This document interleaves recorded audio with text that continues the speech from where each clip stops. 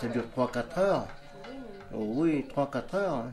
Vous restez tout le long de la cérémonie? Oh non, j'arrive vers la fin. 1 heure, quoi, 1 heure à peu près. C'est toujours les mêmes scènes. Des fois, la personne se change en garçon. Alors moi, je me demande comment ça se fait que... C'est difficile à comprendre. On ne comprend rien parce que toutes les 5 minutes, elle change de robe, ça représente une certaine scène, c'est ça, moi je comprends rien.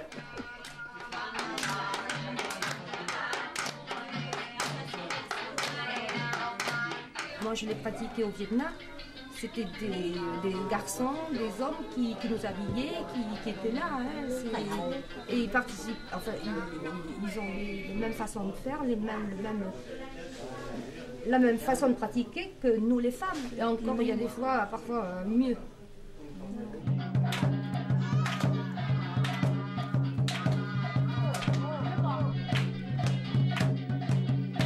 Ce culte-là, comme il est pratiqué par beaucoup de membres de la famille, aussi, bon, peut-être que les génies laissent de côté un peu les garçons. D'accord. Voilà, bon, il y a quand même déjà, bon, je n'ai pas une grande relève, mais on est là, on le pratique. Et les garçons, bon, c'est un peu mis de côté.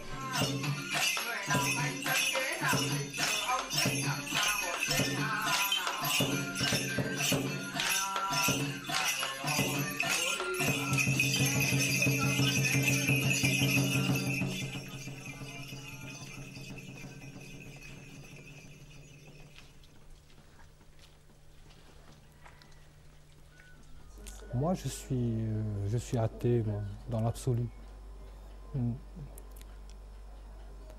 Je fais un peu comme Bakounine. Quand j'avais 20 ans, je disais ni Dieu ni maître. Et puis on se rend compte que c'est pas aussi simple que ça, quoi. Voilà. C'est bien d'être là pour cette première cérémonie de l'année parce que normalement, tous les génies sont de bonne grâce et nous couvrent de bienfaits. Donc, il faut se laisser inonder simplement, quoi. Voilà. Et que si ça peut nous porter toute l'année, c'est bien.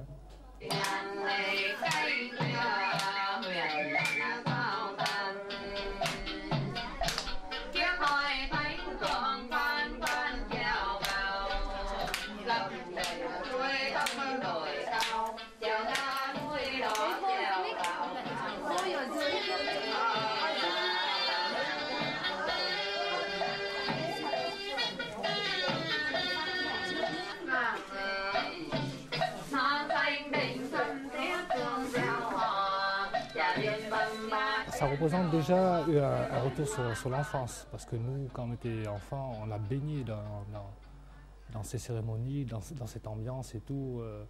Ça commençait tôt la journée et puis ça finissait tard le soir. Et ce sont des moments de joie quand même.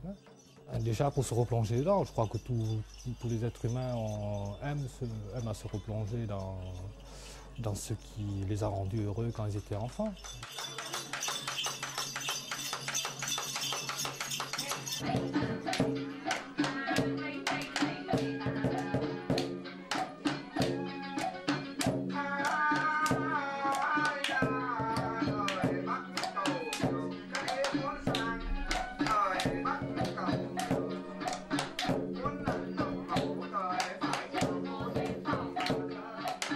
C'était beaucoup plus codifié, beaucoup plus strict, parce que les grands-mères qui faisaient ça il y a 20 ou 30 ans avaient encore... Enfin, c'était elles qui régentaient, donc c'était elles qui fixaient les règles. Donc normalement, les enfants ne sont pas censés venir justement.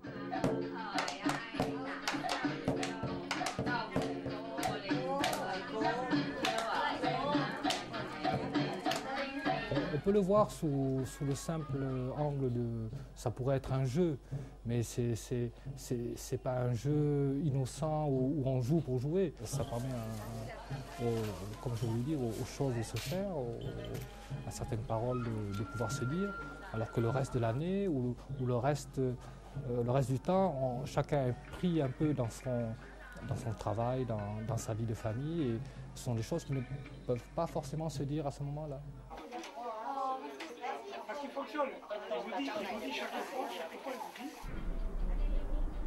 S'il n'y avait pas ce lieu, je pense qu'on n'aurait que nos souvenirs, c'est tout. Et les souvenirs, ça se dilue de toute façon. Ça permet de maintenir un lien. Hein, ce sont quand même des moments de socialisation très importants. Ça permet à quelqu'un qui est censé, comme ma sœur Claudine qui fait les prières, qui est censée être plus petite que moi, donc d'inverser un peu les rapports sociaux. Elle sort de son rôle de petite sœur, elle sort de son rôle de femme, et puis elle endosse le rôle de mère, elle endosse tous les rôles. Et ça, c'est important, c'est une sorte de psychothérapie collective, moi je trouve que c'est bien.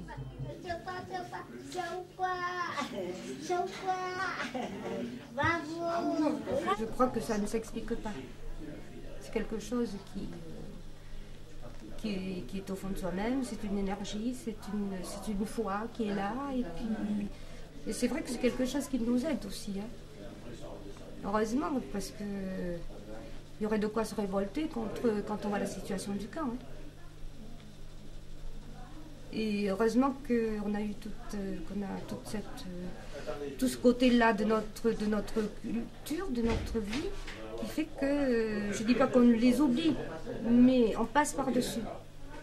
Oui, ça donne une certaine force aussi. C'est une force, c'est une richesse. En fait, je crois que c'est quelque chose qui ne peut pas qui ne se compte pas. Enfin,